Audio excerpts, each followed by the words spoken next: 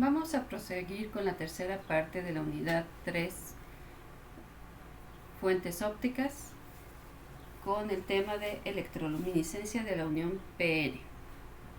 En la unión de un semiconductor, en este caso de LED, tenemos una zona impurificada tipo P y otra tipo N.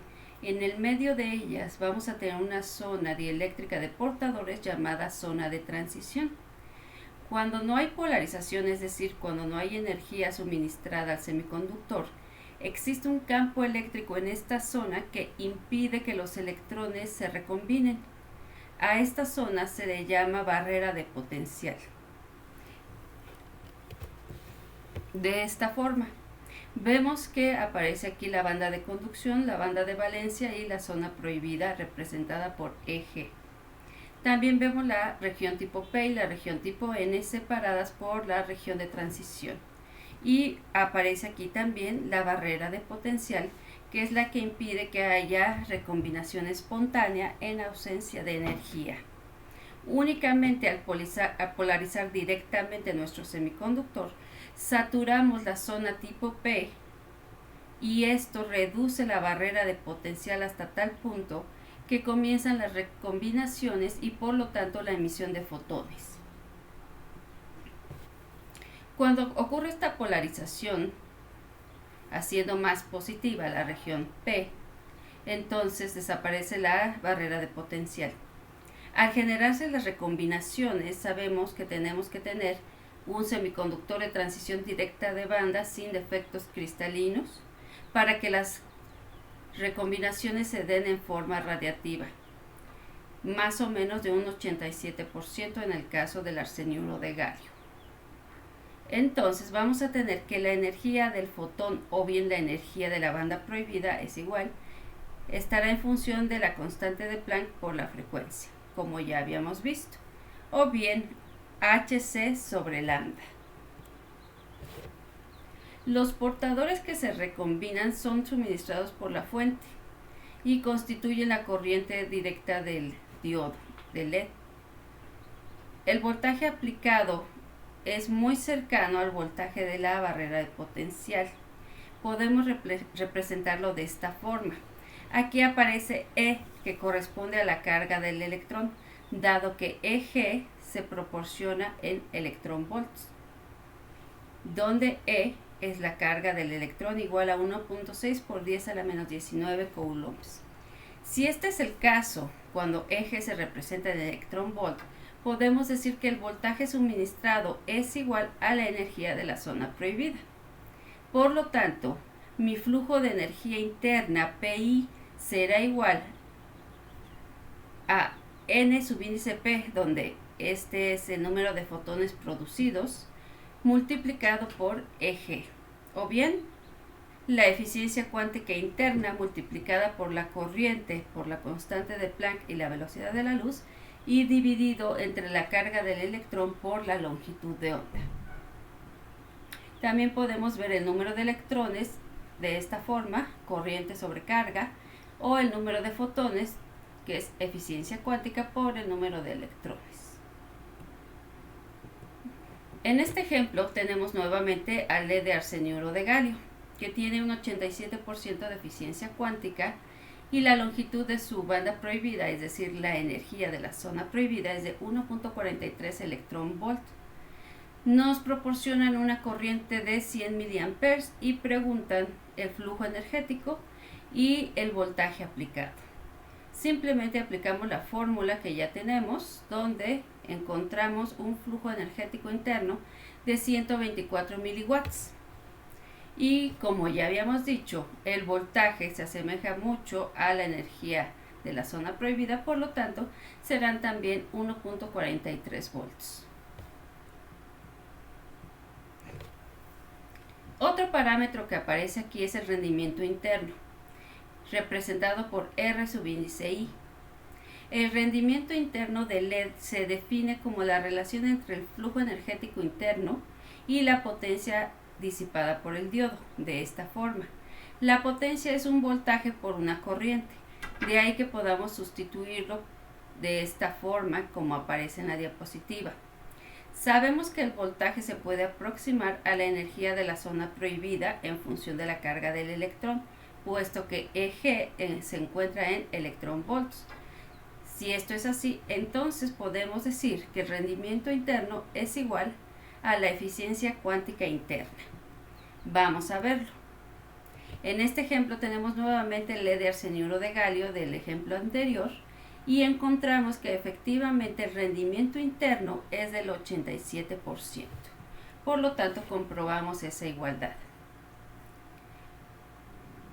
En este caso, en este LED de arseniuro de galio, esto significa que 87% de la potencia eléctrica que se suministra al LED se convierte en potencia luminosa o flujo luminoso en la zona de recombinación. En este mismo LED tenemos que su longitud de onda, representada por Hc sobre la energía de la zona prohibida, es de 868 nanómetros. Se encuentra trabajando muy cerca del centro de la ventana 1. Por lo tanto, corresponde a un mínimo de atenuación para las fibras ópticas que hemos estado revisando. Esto será para una fibra con núcleo de vidrio. Y como bien sabemos, los LED se utilizan para fibras multimodo que tienen un buen acoplamiento con este tipo de fibras. Vamos a ver otras características del LED. En esta imagen tenemos simplemente la representación del acoplamiento que se da entre la fibra y el LED. Uno de estos parámetros viene representado por el tiempo de respuesta del LED.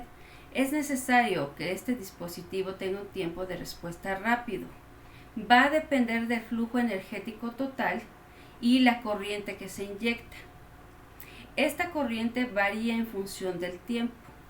Por lo tanto, es necesario cuidar esta variación de corriente para obtener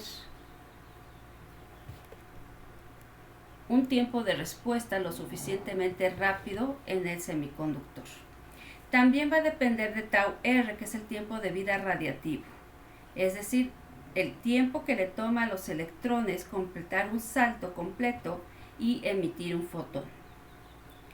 Si las variaciones de corriente son tan rápidas que no permite las recombinaciones, entonces vamos a tener la segunda expresión que aparece aquí para el flujo total emitido. Por lo tanto, vamos a requerir que el tiempo de vida radiativo sea lo más pequeño posible para evitar estas variaciones de corriente. Esto se puede lograr impurificando el material o bien aumentando la corriente suministrada. Aún así, las mayores bandas de paso que podemos encontrar en un LED son de 600 MHz. Si se requiere alcanzar bandas de paso superiores, es necesario entonces utilizar dispositivos láser. Otro parámetro que aparece es la longitud de onda espectral. Nosotros ya hablábamos de la longitud de onda espectral cuando vimos el tema de dispersión cromática. Sabemos que la luz no es completamente monocromática y coherente. Por lo tanto, en lugar de tener una sola longitud de onda, que viene representada por la longitud de onda central lambda 0, lo que tenemos es varias longitudes de onda muy cercanas entre sí. A esto le habíamos llamado anchura espectral de la fuente. En el caso de este parámetro, lo vamos a tener en forma de porcentaje y se define como la anchura espectral sobre la longitud de onda central. En el caso del arseniuro de galio, esta es de 3.5% a izquierda y derecha de la longitud de onda central, puesto que son simétricas. Vamos a ver algunos tipos de LED que cumplen con las características que ya vimos. Sabemos que su superficie emisiva tiene que acoplarse lo mejor posible con el núcleo de la fibra. Estamos hablando de que son fibras multimodo. Su luz debe ser lo más compatible posible con el cono de aceptación de la fibra y el flujo de energía, el flujo energético total, tiene que ser lo más elevado posible para alcanzar la distancia suficiente en la fibra.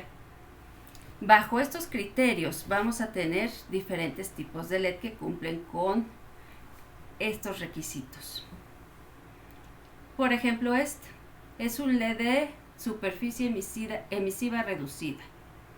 Como se observa, aparece aquí el contacto delantero y el contacto trasero, que están aislados mediante dióxido de silicio.